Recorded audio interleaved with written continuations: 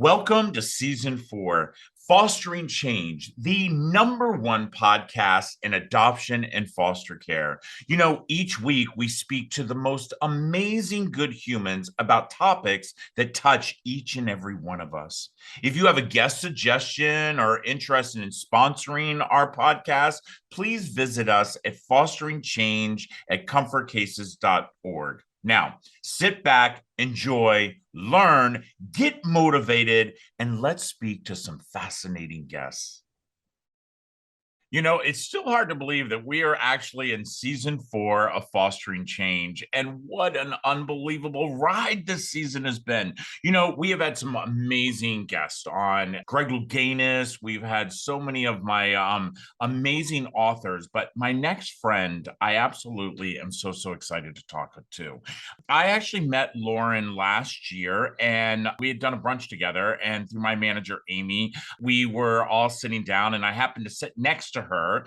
And the next thing you know, I've got a new friend because she is so easy to talk to. You're going to absolutely love this. But what I absolutely love is her book, Unstoppable in Stilettos. And we're going to explain about all that. So without further ado, please welcome to Fostering Change, my friend, Lauren. Lauren, welcome to Fostering Change. Hello, everybody. Hi, Rob. I'm so excited Oh, to finally be here. I know. I'm so excited. Listen, I want to jump right in because first of all, I have to tell you, I get books, weekly, people who want to be on my podcast, books and I do a lot of audio books because, I'm traveling a lot, but your book, I actually sat and read it. And it was an easy read, by the way. Yeah. A lot of times you're reading a book and you get stuck right in the middle and you're just like, oh my gosh, if I have to. And yours was such an easy read. But I have one question before we get started is I Okay. love the cover, the absolute cover of this book. And Thank what you. made you decide to call it Unstoppable in Stilettos? Because I know the story, but I want our listeners to know. Well, first of all, stilettos are a love for me. And it really started when I was just a young girl. And basically, everybody told me I could never wear high heels. And like every little girl's dream when I was growing up was like, I want to wear heels. Like you always want to be a little bit taller, a little bit fancy. Like I was a girly girl. I wanted to wear bows and big dresses. And because of my deformities and because of my rare disease, McCune Albright syndrome, they told me no. And like you telling me the word no, like I never got out of that teenager phase where like a parent would tell you no and you had to do the absolute opposite.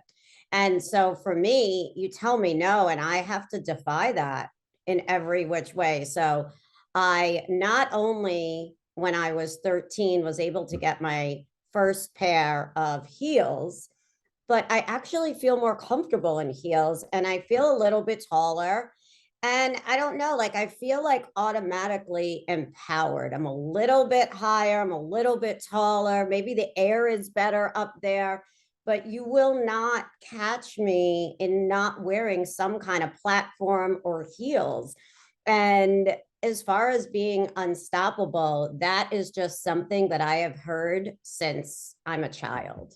And so, because I was defiant in the way that, not rude to people, but like defiant in a way where I always created my own path, my own world, my own everything. And so I needed to be unstoppable constantly, and to be unstoppable in stilettos just made it even grander and fancy and fun. And my book is fun but yet educational. Yes, very much so. And the thing that I have to tell you though is that, when I first met you, I think the people that are watching us and that are listening to us, they truly need to know the to me, I don't want to call them struggles because you've taken something that most people would have done exactly what I was expecting, which is to get into a wheelchair and never move again, and you did just the opposite, Yeah. And so when I think about Unstoppable, I think about the story that you told me about how, you were told like you were not going to be able to walk, Right. and that your life was going to be defined in a wheelchair. And you said, oh, hell no. And can you tell our listeners about that? Because, like I said, that was one of the stories that I will never forget. You told me that, and it. I said this to I had a woman on my show one time. Her name is Mindy.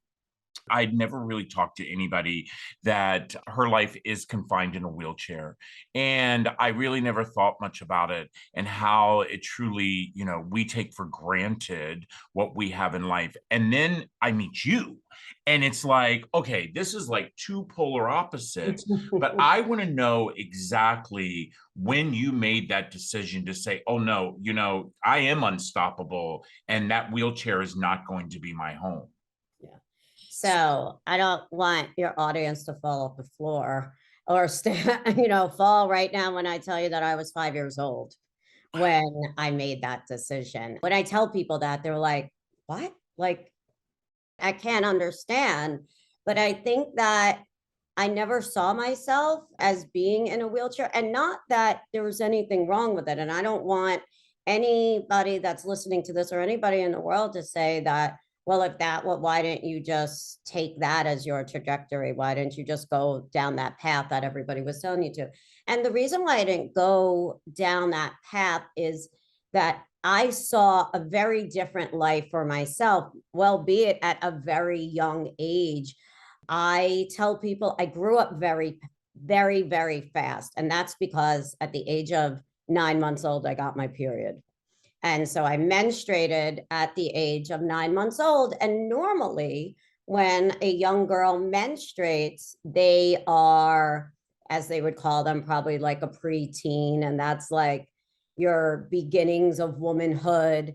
And so, as such a child, as such a basically an infant and then a toddler, I kind of like grew up pretty fast. So, I grew up from the inside out, is what I tell people. And my trajectory, like you said, was to sit in a wheelchair for the rest of my life. Why? Because it was an easier, safer path. And I didn't come from parents that knew from easy or safe. They were in their 20s when I was first diagnosed at 18 months old.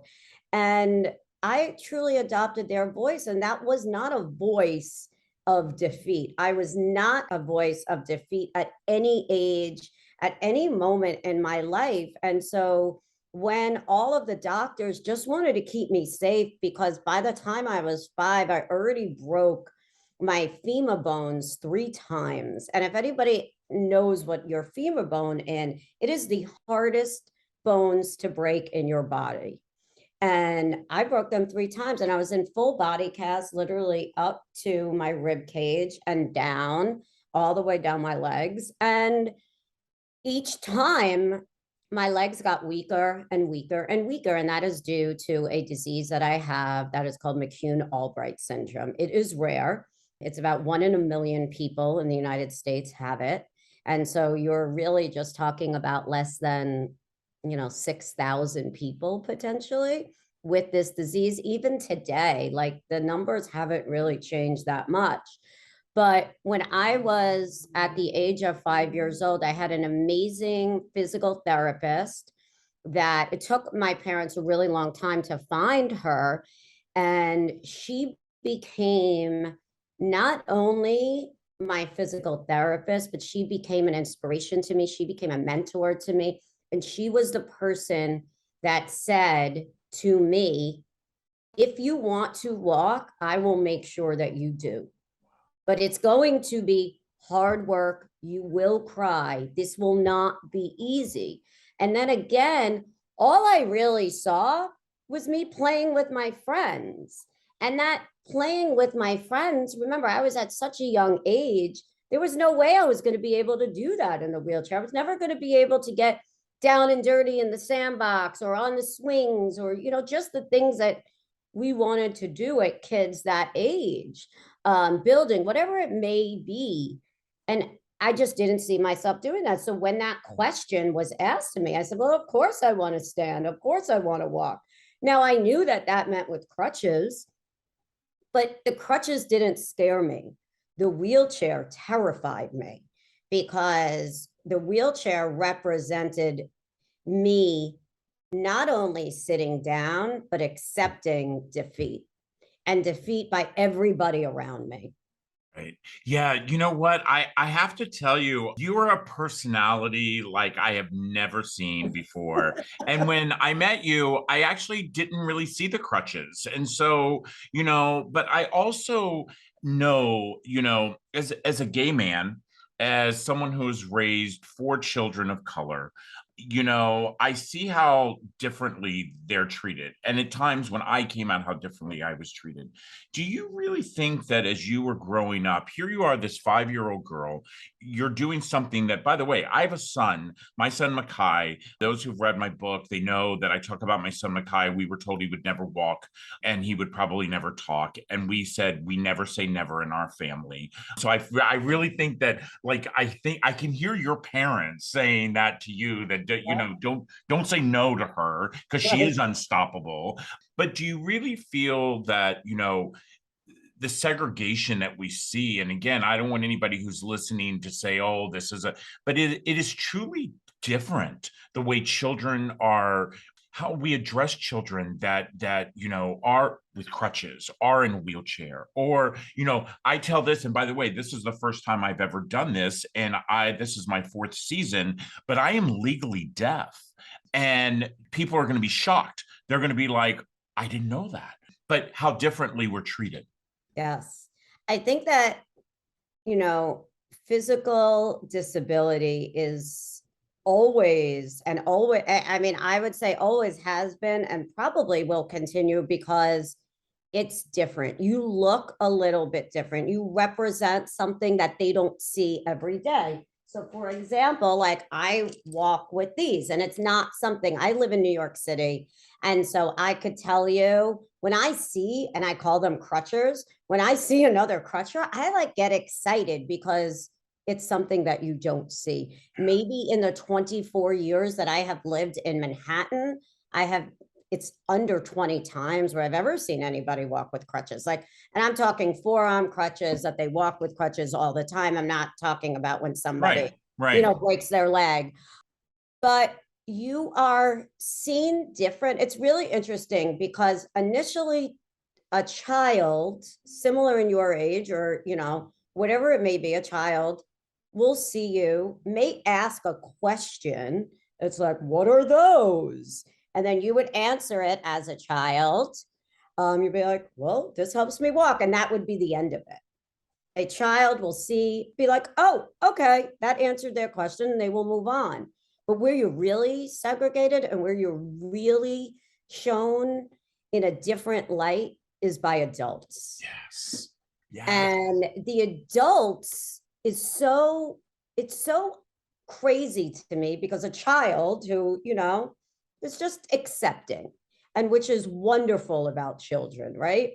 Because they only don't see non-acceptance if they're taught that, right? Yes. But if they see something, they're curious and they just ask. And then they feel like, okay, I knew it.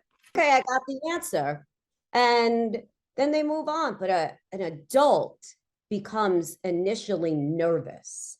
It's like you make them a little bit afraid when you are in their space, you're in their house, you're in their classroom, you're in their auditorium, whatever it may be, they become very nervous around you and almost don't know what to say. So they rather not see you. They Yeah. rather not have you in that classroom. They rather not have you on that bus or in that auditorium or on that stage, whatever it may be. So what happens is they make a case and they say, well, Lauren is so wonderful and we love her, but what if she falls? But Right. what if, and life is a but what if, so they don't think about that, right? But what if anything could happen at any time to anybody? But I become a liability and I am a scary liability in their eyes. So what do they rather do? They rather put me to the side. They rather not invite me to the birthday party. They rather put me in a classroom, but give me an aid. So I'm constantly segregated against only because of the way I look. I don't even have to open up my mouth. I don't have to say hello. I don't have to say anything, but it's the fear of the way that I look that makes them stand back. Wow. Well, I will tell you this. I think you're beautiful. And Thank listen, everybody, we're going to take a quick break. Again, as you know, this is a very long first segment, and it is because of the fact that I get to talk with my friend Lauren, and it's just so easy. And Lauren, I absolutely love you. But I want to take this break. But as I take this break, I want to read something, and I want our listeners and our viewers to think about it. Because as I read, the Unstoppable in Stilettos, I see the beautiful painting that's behind you, by the way, of the beautiful, but this is the thing that really stuck to me. And it said, fashion and design are a huge part of who I am. And the reason that stuck to me is because I've seen you. And, when you talk about crutches, that is something you don't think people think fashion and design. Everyone, my friend Lauren, she's an award-winning author. She's a public speaker. She's a motivational speaker. And we're going to be right back to talk more. This episode of Fostering Change is sponsored by Comfort Cases, a national nonprofit that inspires our communities to bring hope and dignity to our youth that are in foster care. For just $10 a month, you can support the Comfort Cases mission and help us eliminate trash bags for kids who are entering foster care. For every $10 that you give, Comfort Cases will give a Comfort XL to a child entering the system. Be part of the change. Visit comfortcases.org. Well, I always say I'm an open book. And, most of you have heard me say, this is going to be my last season, or this is going to be my last guest, and I'm going to hang my podcast hat up because I'm so busy. But then this happens. I get the most unbelievable guest that absolutely energizes me. I get a great read, and I get to share it with so many friends. And so, if you caught the first half of it, Lauren, there's something that I have to tell you that I really think a lot about that you said on the first part. See, I always talk about the fact that empathy is something that is taught. It is something that we're not genetically, born with. And then I started thinking about the comment that you made about children and how children, they will look at you, they might say something, which I love questions. I think it's intriguing when kids ask, but then once that answer is given to them, they move on. And it's the adults, who continue to keep us so separated. And one of the things, I remember when my children were younger, and, as you can see, my kids don't look like me. I'm married. My husband and I are white. We have 4 children of color, one child. And they walked up and they said, "Oh, your family's beautiful. We don't see any color at all. We see just a beautiful family." And I was like, "Well, you don't see my 4 black kids then." And that is something an adult would say. And this is what made me realize when you just said that. I thought about this and I was like, oh my gosh, I have to read this. I quote you, and you said, "I felt an armor build around me that could resist the labels that others, mostly adults, thrust upon me." Mm-hmm. Yeah. Wow. I mean, and they do it at every level. They could be the most educated or not educated. They could be doctors. They could be the president of the United States. You never know what an adult is going to say and how they're going to react. And I call it diarrhea of the mouth because they are so scared to say the wrong thing that then they like vomit everything up. And you're like, uh, oh, are you talking to me? And all of a sudden, like I will get questions from adults. For example, I told this story on my Instagram how I was on my way walking to Pilates class, which is only 2 blocks from my apartment. And a woman stops me. She says, "I love your outfit." And I was like, "Oh, thank you so much." She asked me where I got it. I told her where I got it. And then she said to me, "So do you wear it as because you like the outfit? Because obviously you can't work out." Oh my gosh. Yeah. And you're like, at first, you have to take a step because you're like, did I hear that correctly? And so they're and that's like diarrhea of the mouth. Like you cannot believe that somebody would say that to you.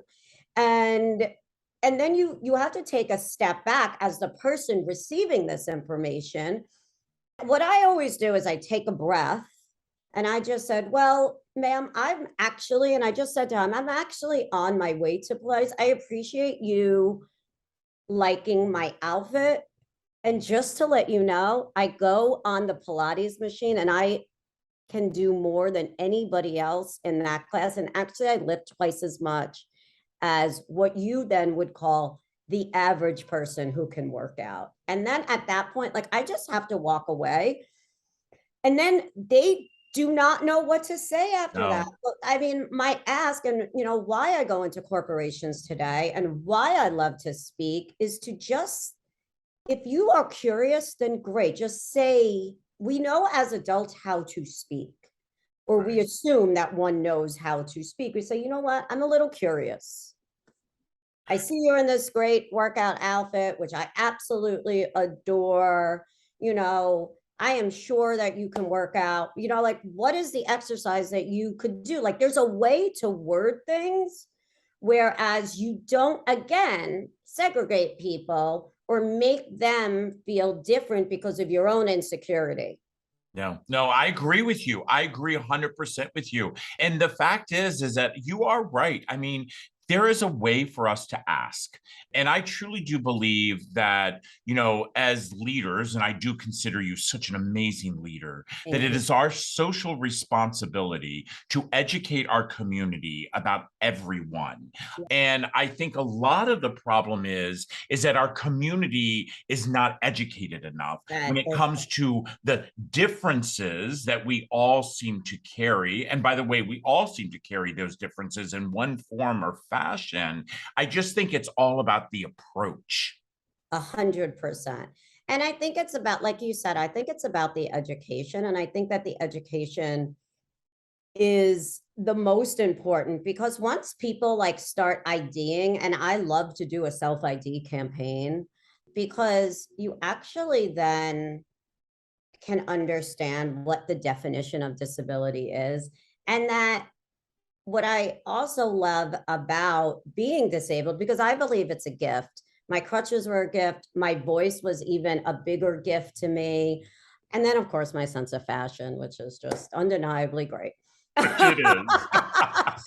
But the education, like once people are educated, then they can do what they want with it. But it's just a matter of the understanding of what it is. And how do you define what disability is? And people ask me that all the time.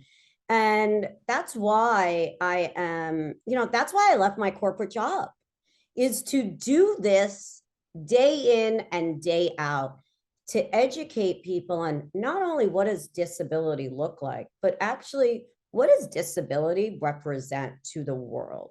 How does it represent itself from a hiring? How does it represent itself in an ad campaign? How do you represent yourself? Hopefully there will one day be a Fortune 500 disabled CEO, and it's just a Or matter a president. or president. Because at one time we had one and nobody wanted to talk about it. And the fact that we even have pictures and statues where And we actually hid it. it's well, that's what happens again because they didn't want to see, because that would be off brand. But what I say is, like, DE&I in America has become trendy, right? And DE&I in America, and we all know this, and I am proud to say this, I am glad and I am thrilled that we are taking action. But when we look at it, what does it mean? There's three groups that people really concentrate on today in DE&I. It's Black, it's Brown, and it's LGBTQ. You're right. You're right. And take But it, by the way, as an LGBTQ man, as a father of Black children, a father of a child who they consider brown and not Black, you are 110% correct on that, everybody. Listen to what she said. We all want to be inclusive, but if we truly look at what we have done for the last several years, there have been three main topics, but there are not three main topics within this, Lauren. it's so true. And so when you said the word inclusion, what I tell people and what I tell the corporations that I go into is inclusion is about including all. If you don't include everyone, then do not call yourself inclusive. You know, America, if we're just concentrating on America, it's 62 million adults have a disability. Okay. That's 1 out of every 4 adults in America. Wow. Wow. So if Listen you, to that number, everybody. So we're talking 1 out of every 4, and we're just talking. I know that we are listened to around the world, but right now let's focus on the fact here in America. 1 out of every 4 people have a disability. And Lauren, that to me, I didn't even realize that. so wait, so you can be an LGBTQ man. You can be a father of black and brown children, and you could actually qualify as being disabled Because of my because hearing. you are hearing impaired. So now, why do you feel that you would be left out, right? You Yeah. shouldn't be left out of. You represent all of those groups and you're happy. I mean, look at you. You just took out your earpiece and said, I'm going to self-ID as being deaf. Yeah. Now, there's nothing wrong with that. And just like people today, when they came out, when they said, oh, this is me, I'm here and I'm proud to be me. Why wouldn't you want to say, this is how you represent, especially if you're physically disabled? You say that to the world every day. Be proud of who you are. Right. And it does Right. to me, I don't care what color, what shape, I just call this a form of transportation. What form of transportation do I use? Be proud of whatever color you are, whatever mode of transportation you use, whatever sex you want to sleep with, whatever child you want to adopt or have. Be proud of it all, or don't do any of it. Wow. Self-love. Self-love is what you call it. Listen, everybody, this has been the most amazing 30 minutes that I have had in such a long time. Lauren, I will tell you, I've never, ever have felt acceptance. And when it comes to saying those 3 things, yes, I've called myself a gay man. Yes, the fact that I'm a father of children of color, but to say I've hit the reason my hearing aid is the way it is, that it goes deep into my canal, is because I was embarrassed and didn't want people to see it. And I thought, how would they think? And it's having friends like you who have made me realize that it is self-acceptance first, and then you become unstoppable. And so with that, thank you. Listen, everybody, the book is called Unstoppable in Stilettos. You can actually get this. We're going to have the link on our podcast here. It's going to be embedded in my website because this is one of my top books. I'm telling you right now, get it, read it. It's going to change how you look at things. And by the way, I think so many times we look at disability and think it's something we have to see, and that's not the case. And this is going to help you learn that. Lauren, again, thank you so much. Thank you for being my friend. Thank you for just educating me and educating our viewers and our listeners. And I can't wait until the next time you and I talk, because I know we're both going to be unstoppable. Take care, everybody. Thank you. I want to say thank you to each and every one of you for listening or watching the latest episode of Fostering Change. All of us on our team hope that you've learned something new today and have been inspired to be a good human. Now, just a reminder that you can always find Fostering Change on your favorite channels on Google, Spotify, iTunes, YouTube, and others, including, of course, comfortcases.org. I want to give a big thank you to all of you for joining us each and every week. And a reminder that if you have a suggestion for a guest, or maybe you might have a question about today's podcast, or are interested in becoming a sponsor of Fostering Change, please don't hesitate to email me personally at fosteringchange@comfortcases.org. Now, that's it for now. Thanks again, and we'll see you next Tuesday. Take care.